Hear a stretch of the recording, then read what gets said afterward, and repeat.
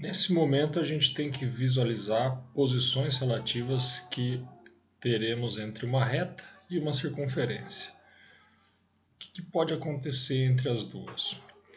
Primeiro, você vai ter que lembrar distância de ponto a reta. Lembrando, aqui eu estou colocando um ponto C e uma reta S. O A, o B e o C são coeficientes da reta, da equação geral da reta, A e B da reta. X0 e Y0 são as coordenadas do ponto. Então você pode fazer uma referência aqui. O A, o B e o C, coeficientes da reta, então estão associados à equação geral da sua reta S, e o x0 e o y0, o xo e yo, coordenadas do ponto que você vai calcular a distância do ponto até a reta. E aí nós teríamos três posições relativas. O primeiro caso é uma reta que a gente chama de secante à circunferência. Ela é secante porque cruza a circunferência em dois pontos.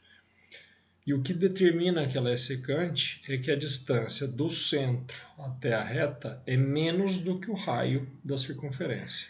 Então, quando a distância for menor do que o raio, você tem uma reta secante. Na sequência, se você afasta a reta até que ela encontre a circunferência apenas em um ponto, a gente passa a ter uma reta tangente à circunferência. Esse é o caso em que a distância do centro até a reta é exatamente igual ao raio. Na sequência, nós temos, ainda afastando a reta da circunferência, o caso em que a reta não cruza ou não intercepta a circunferência. Esse caso é que a distância do centro até a reta superou o raio da circunferência. Então, a distância do centro à reta é maior do que o raio. Esse é o caso em que a gente diz que a reta é externa à circunferência. Resumidamente, então, nós temos que uma reta pode ser secante à circunferência, tangente ou externa à circunferência. E aqui as três situações: ou a distância é menor do que o raio, ou a distância é igual ao raio, ou a distância ainda é maior do que o raio.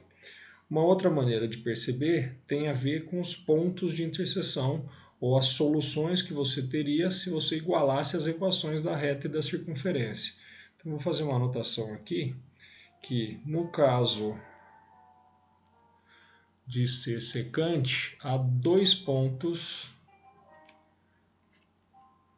em comum, ou dois pontos de intersecção entre a reta e a circunferência. No caso de ser tangente, há apenas um ponto de intersecção ou um ponto comum entre a reta e a circunferência. E no caso de ser externa, não tem pontos comuns, sem nenhum ponto de intersecção. Pensando de uma maneira de trabalhar com a álgebra, com as equações da reta e da circunferência, das duas formas geométricas, o que você pode estabelecer no caso das equações é que você vai ter uma equação de segundo grau, uma equação quadrática. Quando você vai ter duas soluções distintas, é para deltas maiores que zero. Quando você vai ter duas soluções iguais ou que você vai ter um ponto só, é o caso em que o delta vai ser igual a zero. E quando você não tem solução numa equação quadrática, numa equação de segundo grau, resolvendo dentro dos reais, é quando o seu delta é negativo. Isso aqui também pode te ajudar bastante quando você está tentando trabalhar com as equações, igualando uma a outra para achar os pontos de interseção.